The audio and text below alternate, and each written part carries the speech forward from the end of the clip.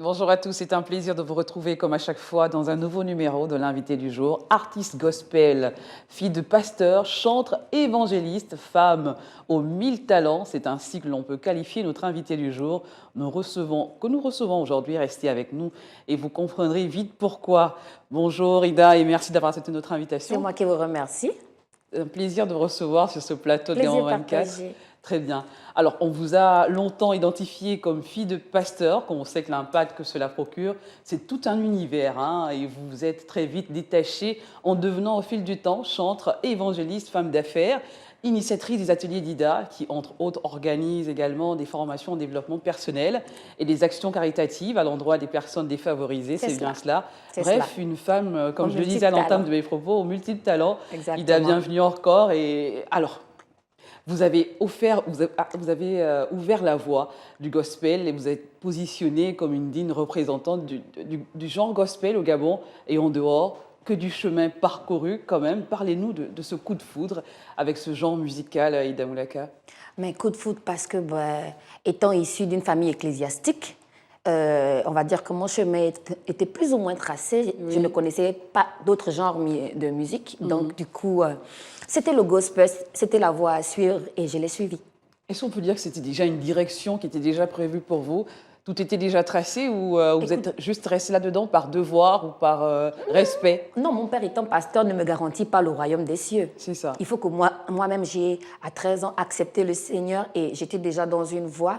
Vous savez, au fur et à mesure qu'on fricotait avec la musique gospel, j'ai commencé au choréite junior dans l'église de mon père. Ensuite, je suis allée au chantre du département jeunesse. Ensuite, je suis allée au chantre de la grande église jusqu'à ce que M. Herman Djabas, mon producteur de l'époque, me copte. On doit dire que vous n'êtes pas la seule qui est dans le gospel. Presque toute la famille, vos frères et sœurs également. Oui, tous mes frères et sœurs, nous faisons de la musique. En partant de mes tantes, ma grand-mère, mon grand-père, mon père même avant de prêcher. Des batteurs au chantre. C'est-à-dire que si moi j'organise un concert, les chœurs, ce seront mes petites sœurs, les musiciens, ce seront mes petits frères. Comment étiez-vous dans l'enfance? Ça a toujours été une famille vraiment soudée dans cette sphère chrétienne? Oui, mon père était un papa poule. Oui. Je veux dire comme ça, il nous a tous élevés là dans la maison. Et donc, dès qu'il est parti pour l'église, mes petits frères prennent les boîtes, nous on prend les bois et on transforme la maison à l'église. C'est comme ça qu'est né l'amour de la musique. Vous êtes également considéré comme une inspiration, un modèle pour beaucoup de jeunes chanteurs gospel. Waouh! Est-ce que la pratique du gospel nécessite que l'on soit chrétien, né de nouveau? Oui, mais parce que c'est un genre, quand on parle du gospel, il faut une personne chrétienne née de nouveau. Mais après, écoutez, il y a des musiques, quand vous les écoutez, les personnes ne sont pas nécessairement chrétiennes, mais le message qu'ils transmettent, c'est un message assez noble, c'est un message pur. Bon, oui, nous sommes dans un genre, les chrétiens sont très rigoureux. Les chrétiens sont tellement rigoureux que pour faire du gospel, il faut d'abord être chrétien. Bon, beaucoup disent ici qu'ils chantent tous l'amour, mais peut-être pas. Quelle est la différence entre l'amour chanté de manière, et l'amour du gospel? Écoutez, les genres musicaux sont différents. Le message parfois peut être le même, mais le chrétien a cette touche-là, je veux dire l'onction qui vient et fait la différence dans le texte, dans la façon de chanter. Vous savez, une musique profane et une musique chrétienne n'ont pas la même connotation à l'écoute, dans les sensations, dans les émotions, à la fois spirituelles, vous voyez. Donc, c'est pas pareil. Le message peut être le même. On chante l'amour. J'aime cette chanson de mon frère, j'ai oublié son nom, qui chante « C'est la vie, la vie, la vie ». C'est une très belle mélodie, vous voyez. Mais la différence, ce serait que si Ida vient chanter « Mais toi, c'est bien », mais il y a une touche d'onction là-dedans. C'est ça qui fait la différence, en fait. Alors, vous êtes de retour sur la scène musicale gospel avec un maxi-single, Restauration, qui sortira officiellement le 26 juin. Pourquoi Restauration? Écoutez, on parle de restauration après un désert. Oui. On parle de restauration après une épreuve. On parle de restauration après qu'on ait eu des événements qui ont marqué notre vie et qui nous ont fait marquer le stop. Vous avez marqué le stop et vous vous êtes replié sur vous. Vous avez laissé Dieu le temps de vous nettoyer, le temps de vous restaurer et de vous dire à la fin que c'est bon, Ida, C'est le temps de reprendre le chemin. Et quand vous venez, vous sentez que dans votre façon de parler, dans votre façon d'agir, dans votre façon de faire, c'est complètement différent. Et tout le monde le constate. D'où le titre Restauration. Est-ce qu'on peut dire que ça fait partie des étapes de la vie Oui, également? bien évidemment, ça fait partie des étapes de la vie. Vous savez, c'est ce que je dis souvent au sein de l'association des ateliers d'IDA, qu'il n'y a rien que Dieu fasse pour notre mort. Quand Dieu nous met une épreuve, c'est qu'il veut nous enseigner et nous emmener à un autre niveau. C'est-à-dire que vous allez shifter en fait. Est-ce qu'on peut parler de maturité justement dans ce nouveau maxi-single? Oui, maturité musicale, c'est un maturité en tout? c'est un album de 6 titres et c'est vraiment un album de maturité parce que là-dedans, j'évoque un peu les étapes de ma vie, j'évoque ce que Dieu a fait et j'appelle à mes mélomanes de rester sur ce chemin parce que c'est là qu'il y a la solution. Nzembi Miyebi, qui a été un titre phare. On va dire un titre culte.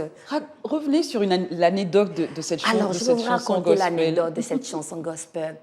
Je devais avoir 17-18 ans et ce jour-là, j'avais commis une bêtise.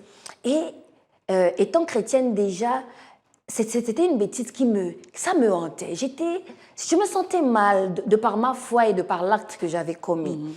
Et j'étais là, je disais, Seigneur, si je commence à prier, l'Église va me regarder que, oh, celle-là, qu'est-ce qu'elle a fait?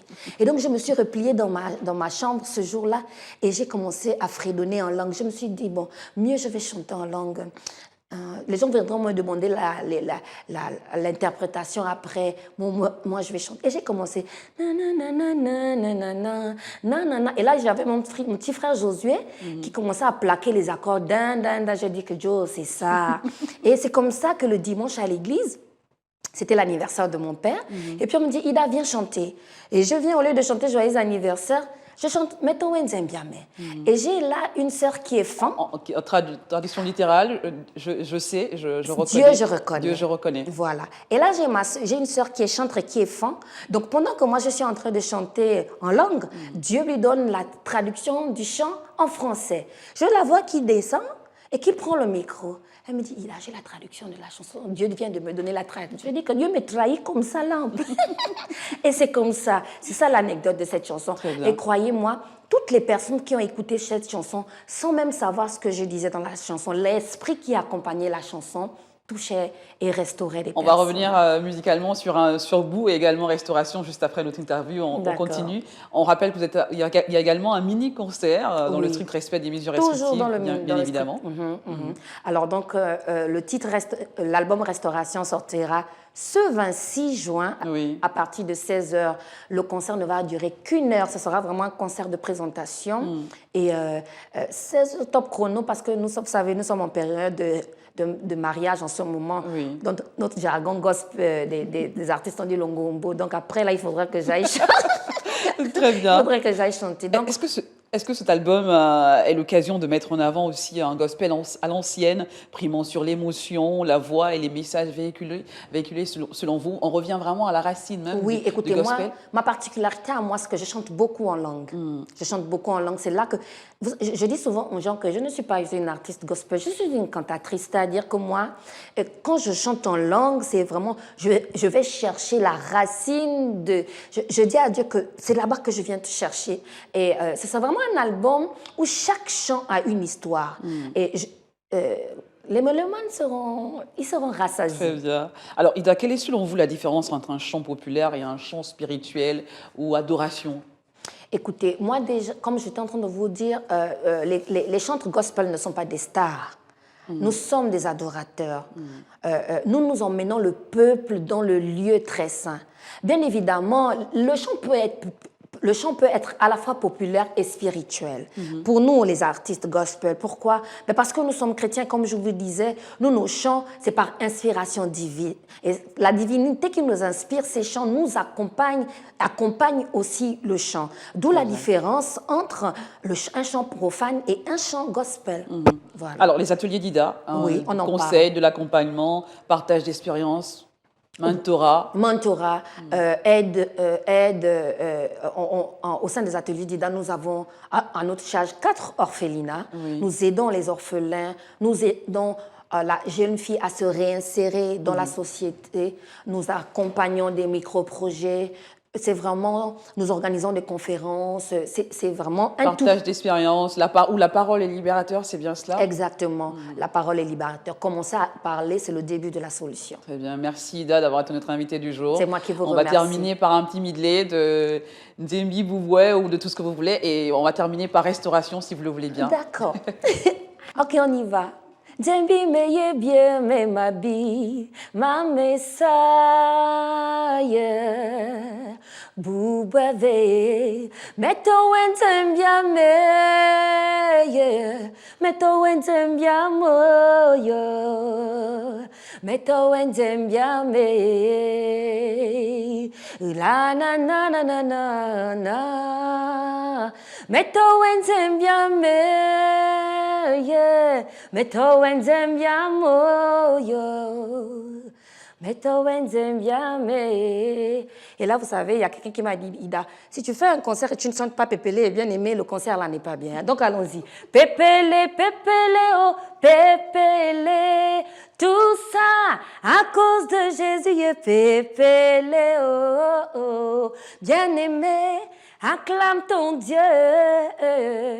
Ah, ah.